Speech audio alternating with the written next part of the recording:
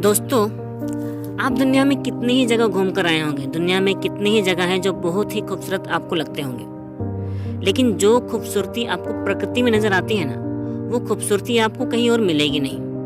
मैं जहाँ पे हूँ वो एक बागान एरिया है, और बागान में ये चाय का बागान है, और इस चाय के बागान में आपको हर तरफ खूबसूरती नज़र आती है। हर तरफ पेड़ पौधे नज़र आते हैं, हर तरफ हरियाली।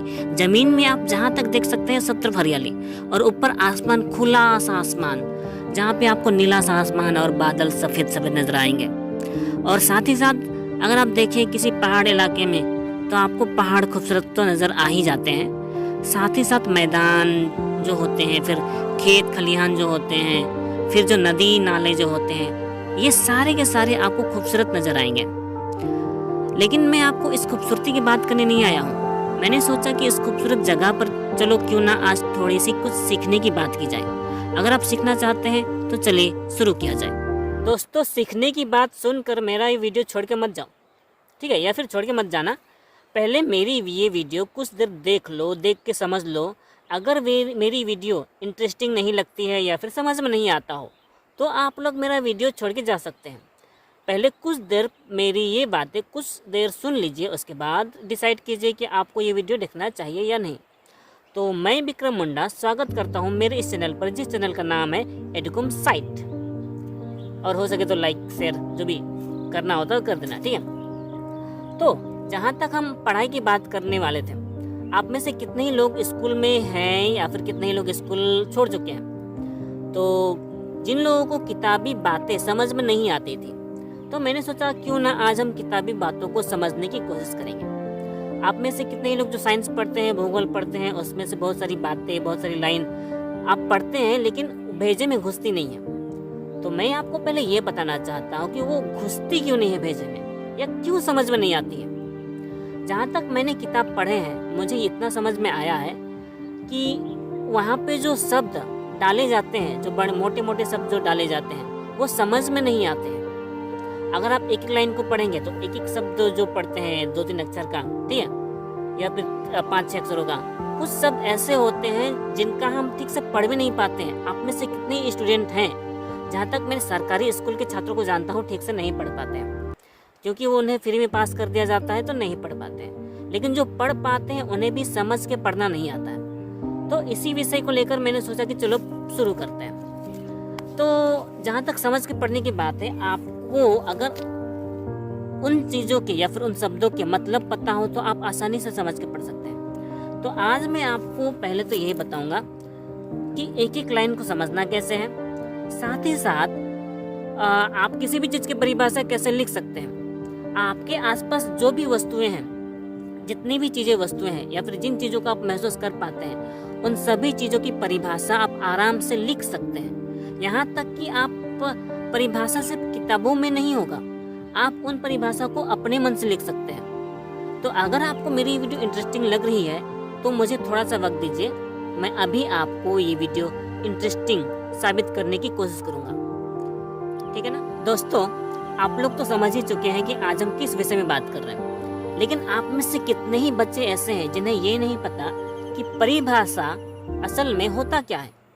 जब किताबों में सवाल लिखा होता है कि इस चीज़ की परिभाषा लिखो, या फिर इस चीज़ को क्या कहते हैं, या फिर जैसे कि पूछ लिया जाए नदी किसे कहते हैं, तो आप जो भी नदी के बारे में बताएंगे शॉर्ट में, वो परिभाषा हो सकती है। जहाँ तक परिभाषा का, अगर आप गूगल में टाइप करें, सर्च करें, तो आपको इसका जवाब मिल जाएगा, अर्थ मिल जाएगा। लेकिन अगर आप परिभाषा को समझना चाहते हैं, तो परिभाषा कहने से किसी चीज़ के विषय में जो बहुत लंबी चौड़ी बातें होती हैं, तो उन लंबी चौड़ी बातों को एक शॉर्ट में बताने की विधि को हम परिभाषा कह सकते हैं। जैसे मैंने सवाल किया कि नदी किसे कहते हैं, तो अगर मैं आपसे पूछूं कि नदी किसे कहते हैं, तो आप कहोगे, आप में से कोई कहेगा कि पानी को नदी कहते हैं, या फिर जल को नदी कहते हैं, या फिर बहता हुआ पानी को नदी कहते हैं। तो ये सारे जवाब पूरी तरह से सही नहीं है। नदी में पानी ज़रूर होता है, लेकिन पानी तो गिलास में भी होता है, लेकिन उसे हम नदी तो नहीं कह सकते। और अगर हम बहने की बात करूं, तो पानी तो नाले में भी बहती है, तो हम उससे तो नदी नहीं कहते हैं ना। तो नदी की परिभाषा अलग होगी, यानी कि नदी के विषय में हम जो बताना चाहें वो अलग होगी। तो नदी किसे कहते हैं, आप किसी भी चीज़ के विषय में जो बताना चाहते हैं शॉर्ट में किसे कहते हैं, वही उसकी परिभाषा है। तो अगर मैं इस नदी की परिभाषा बोलूँ जो मेरे सामने है, तो इसमें कह सकते हैं किसी एक जगह से निकलकर, ठीक है, या फिर किसी एक नदी जहाँ से निकलती है वो उद्गम कहलाता है ज़्यादातर। तो किसी एक जगह या फिर किसी उद्गम से निकलकर ज़मीन के ऊपर बहने वाली वो जलधारा जो लंबी भी होती है, चौड़ी भी होती है, और साथ साथ उसमें पानी पानी भरा होता है, और साथ साथ ये भी कह सकते हैं कि वो हाँ, किसी बड़ी स्रोत में मिलती है, या फिर किसी बड़े समंदर में मिलती है, या किसी बड़ी नदी में मिलती है, उसे नदी हम कह सकते हैं। तो ये तो मैंने समझने लायक बोला, इसको बहुत आसान तरीके से अब बोल सकते हैं। जैसे कि अगर मैं बोलूँ नदी की ही बात, तो ज़मीन के ऊपर बहने वाली वो जलधारा जो किसी उद्गम से निकलकर किसी दूसरे जल स्रोत में मिल जाती है, या जल स्रोत में नहीं, किसी दूसरे जल भंडार में मिल जाती है, उसे नदी कहते हैं। तो ये तो मैंने खुद से बनाकर इसकी नदी की परिभाषा बोली है। नदी की परिभाषा इससे भी छोटा हो सकता है और इससे भी अच्छा हो सकता है। अगर आप गूगल में जाके सर्च करेंगे तो आपको इसका जवाब मिल जाएगा। तो मैं तो केवल उदाहरण के लिए आपको बता रहा हूँ कि परिभाषा हमने इसको कैसे बनाया। तो जिस तरह से मैंने नदी की परिभाषा बताई, उसमें क्या क्या जोड़ा गया उस पर आप फोकस करने की कोशिश करें। मैंने बताया नदी की विशेषता थोड़ी सी अपनी परिभाषा में। जैसे बोला ना, नदी ज़मीन के ऊपर बहती है, तो मैंने कहा नदी के ऊपर बहने वाली। फिर जलधारा यानी कि जो जल बहती रहती है वो जलधारा। तो ये दो चीज़ तो नदी की विशेषताएं हैं। और मैंने कहा इसका उद्गम, वो निकलता से एक जगह से निकलता है, फिर उसका जो एंडिंग है वो किसी न किसी जगह मिल जाता है। यानी कि अगर आप किसी चीज़ की उद्गम जानते हैं, या फिर उसका पैदा होना, या फिर उसकी जगह, या फिर उसकी विशेषताएं जानते हैं, तो उसके विषय में जो कुछ भी जानते हैं, उन्हीं चीज़ों को मिलाकर आप खुद से परिभाषा बना सकते हैं।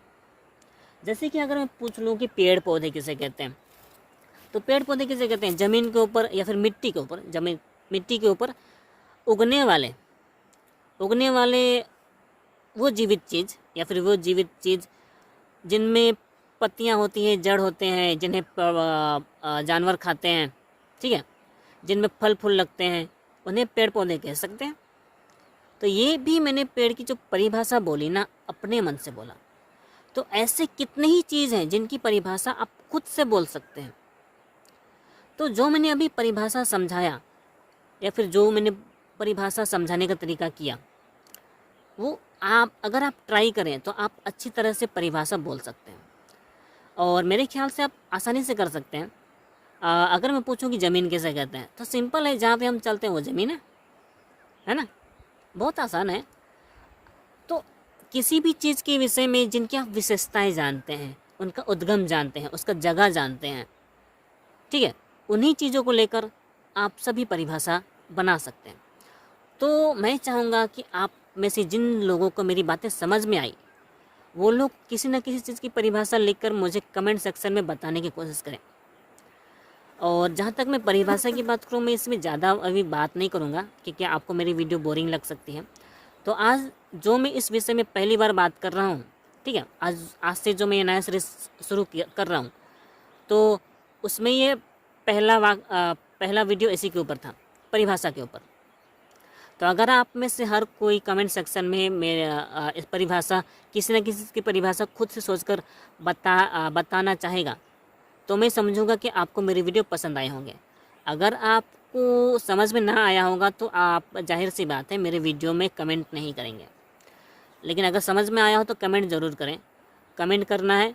साथ ही साथ अगर आप चाहते हैं कि मैं इस तरह की वीडियो और बनाऊं, अगर आप सपोर्ट करना चाहते हैं कि इस तरह की इंटरेस्टिंग वीडियो लाऊं, साइंस के ऊपर, भूगोल के ऊपर, या फिर जो चीज़ें समझ में नहीं आती किताबी की बातें, उन चीज़ों को समझ के कैसे पढ़ना है, अगर आप जानना चाहते हैं, तो आपको मेरे वीडियो कम से कम 10 लोगों को शेयर करना होगा।